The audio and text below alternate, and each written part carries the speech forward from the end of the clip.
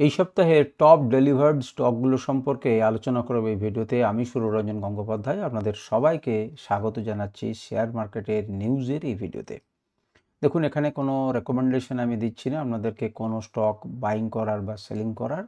আমি এখানে কেবলমাত্র নিউজটা পরিবেশন করছি।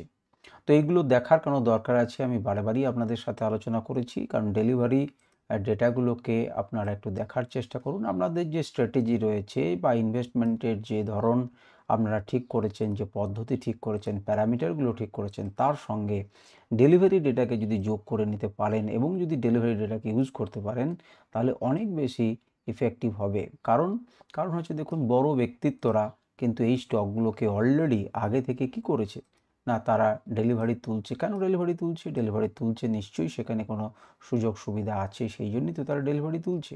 সুতরাং এই ডেটাগুলো কিন্তু দেখা প্রয়োজন আছে। তো চলুন, প্রথমেই আমরা স্মার্ট মানি উইকলি কী ধরনের ইনভেস্ট করছে সেটা জানার জন্য প্রথমেই যে সেক্টরটা ধরবো, সেক্টর বলবো না, যে ইন্ডেক্সটাকে ধরবো, সেটা হচ্ছে নিফটি 50, অর্থাৎ লার্জ 50টা কোম্পানি সম্পর্কে আমরা বোঝার চেষ্টা করব যে লার্জ 50টা কোম্পানি কি করেছে। প্রথমেই দেখুন, তাদের যে নামের প্রথমেই আপনি যাকে পাবেন সেটা হচ্ছে আইটিসি। আইটিসি একদম টপে রয়েছে। আপনারা যদি পুরনো ডেটাটা দেখেন তাহলে দেখবেন, যতদূর সম্ভব আমার মনে হচ্ছে এটির নাম্বার ছিল 6 নাম্বারে, যেখান থেকে সে নিজেকে তুলে নিয়ে এসেছে। সুতরাং বুঝতেই পারছেন, এখানে একটি বড় পরিমাণে আমাদের ডেলিভারি হয়েছে এবং 75% এই সারা সপ্তাহ জুড়ে যত ট্রেডেড কোয়ান্টিটি, ডেলিভারি কোয়ান্টিটি কিন্তু 75%-এর বেশি। সুতরাং ভালো রকম কিন্তু ডেলিভারি হয়েছে এবং লাগাতার কয়েকটা সপ্তাহ জুড়ে আইটিসিতে কিন্তু ডেলিভারি হচ্ছে।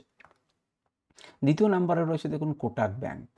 প্রায় 1 কোটির উপরে ট্রেড হয়েছে এবং 94, প্রায় 1 কোটির কাছাকাছি 73% আপনার কি করেছে, ডেলিভার্ড হয়েছে। সান ফার্মাসিউটিক্যাল, সেখানে কিন্তু 70% ডেলিভারি দেখা যাচ্ছে 18 থেকে 24 আগস্ট এই সপ্তাহটাতে। আরও একটা ব্যাংক রয়েছে অ্যাক্সিস ব্যাংক। অ্যাপোলো হসপিটাল রয়েছে 70.14। অ্যাপোলো হসপিটাল এফআইদের খুব আদরের একটা কি বলবো stock. Power grid corporation of India, সেটা হচ্ছে 69%। UltraTech cement 68%। টিসিএসে দেখুন 68%।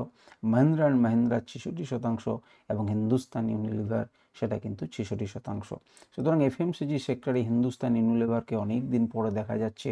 মহিন্দ্রা অ্যান্ড মহিন্দ্রার মতো কোম্পানি অটো সেক্টরে দেখতে পাচ্ছেন, কয়েকদিন আগে অটো সেক্টরে একটা হিউজ বুম এসেছে, 4%-এর বেশি মুভ করেছিল, আমরা জানেন। আল্ট্রাটেক সিমেন্ট আগেও দেখা গেছে, পাওয়ার গ্রিডকেও দেখা গেছে। তো আপনারা নিফটি 50-র এই স্টকগুলোকে দেখলেন, এগুলোকে নিয়ে আপনি কি করবেন?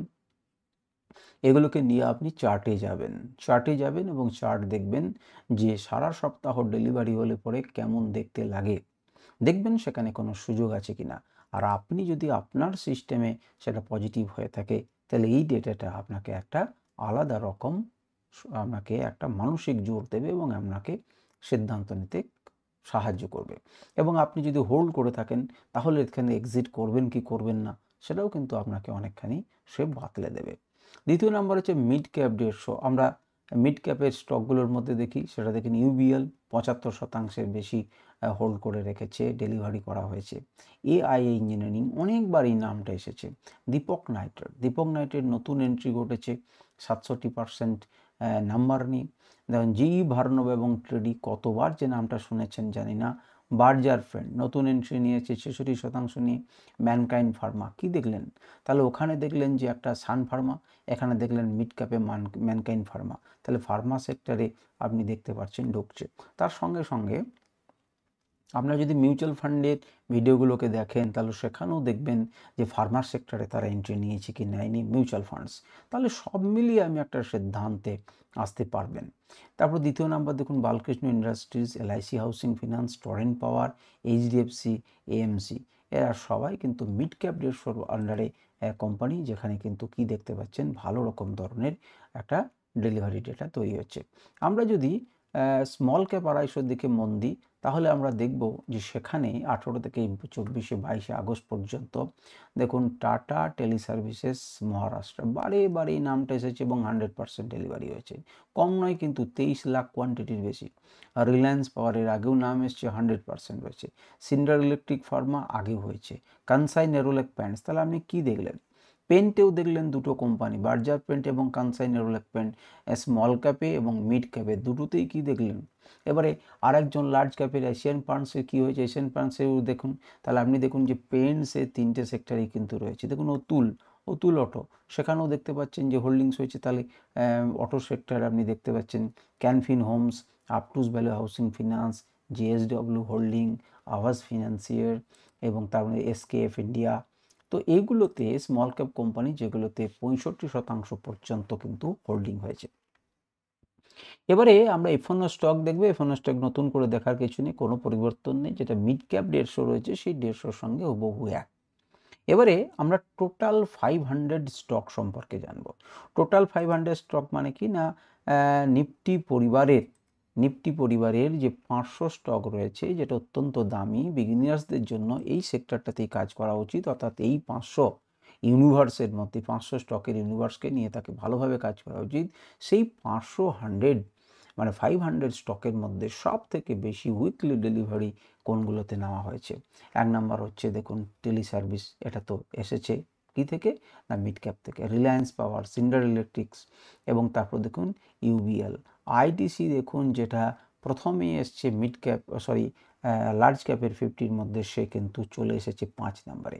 কোটাক ব্যাংক দেখুন চলে এসেছে।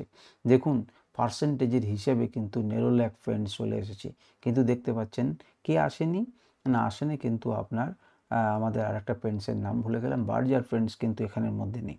টপ 500-এর মধ্যে বেশি হয়েছে 71% বেশি কানসাই নেরোল্যাক পয়েন্টে কিন্তু রয়েছে। অতুল দেখুন মহিন্দ্রা আসেনি কিন্তু অতুল এসেছে।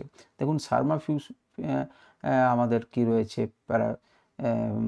ফার্মাসিউটিক্যাল রয়েছে, আপনার অ্যাক্সিস ব্যাঙ্ক রয়েছে। তাহলে দেখুন ব্যাঙ্কিং সেক্টরে এগুলো কিন্তু সব কি হচ্ছে না নিফটি 50 স্টক হলে পরেও কিন্তু 500-এর মধ্যে চলে এসেছে এরা পার্সেন্টেজের হিসেবে। এবারে আমাদের ভিডিওর একদম শেষ প্রান্তে আমরা এসে গেছি। টোটাল নিফটির উপরে করব। টোটাল নিফটির উপরে যতগুলো 1 থেকে 10 পর্যন্ত দেখবেন তাদের কিন্তু প্রত্যেকেই দেখুন ডেলিভারি কোয়ান্টিটি কত 100%-এর উপরে। তাদের মধ্যে কে কে স্থান পেয়েছে দেখুন প্রথমেই হচ্ছে টাটা টেলিসার্ভিসেস মহারাষ্ট্র, রিলায়েন্স পাওয়ার, দেখুন দিসম্যান কার্বন দেখুন একটা নতুন এন্ট্রি পেলেন, যেগুলো আগেই মুহূর্তে পাননি। আইনক্স গ্রিন এনার্জি আপনি পেয়েছেন।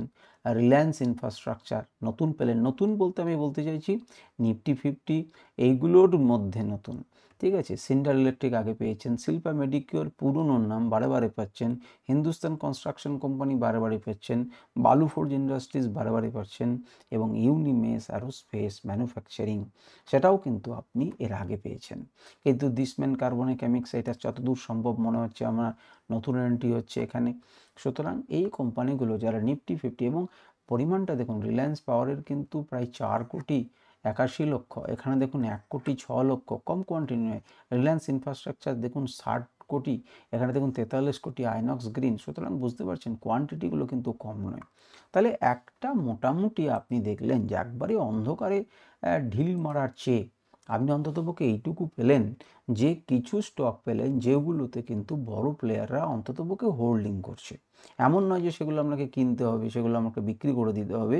আপনি একটা আইডিয়া পেলেন, এই স্টকগুলোকে দেখুন এবং বড় প্লেয়াররা ইনভেস্ট করলে পরে কেমন দেখতে লাগে, হোল্ডিং করলে কেমন দেখতে লাগে সেটা চার্টে বোঝার চেষ্টা করুন। আজকের ভিডিও পর্যন্তই। নমস্কার, ধন্যবাদ।